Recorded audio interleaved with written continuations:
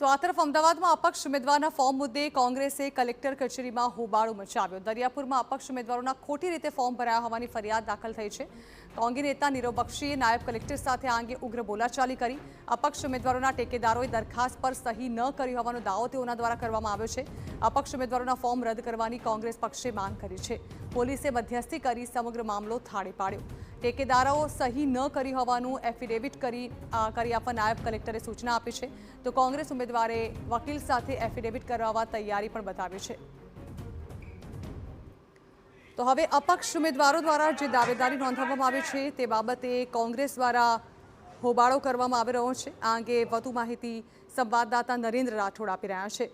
નરેન્દ્ર, કોંગ્રેસે હોબાળો મચાવ્યો છે અપક્ષ ઉમેદવારી જે નોંધાવવામાં આવી છે તેને લઈને જાણવા માંગે શું મામલો શું છે અને આ બાબતે કોઈ સોલ્યુશન આવ્યું કે નહીં?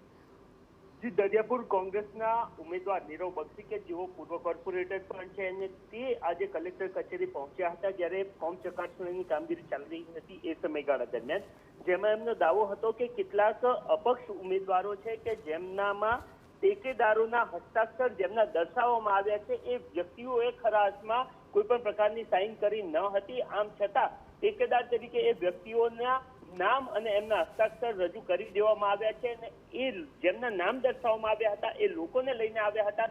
એ લોકોએ તૈયારી દર્શાવી હતી કે એમની સહી નથી, એમના નામનો ખોટો દુરુપયોગ કરવામાં આવ્યો છે અને આ જ વાતને લઈને તેઓ ડેપ્યુટી કલેક્ટર છે એમની સાથે ચર્ચામાં ઉતર્યા હતા, જેમાં ચૂંટણી અધિકારીનો એ દાવો હતો કે તેઓ આવી રીતના અપક્ષ ઉમેદવારનો જે દાવેદારી છે એ રદ ના કરી શકે।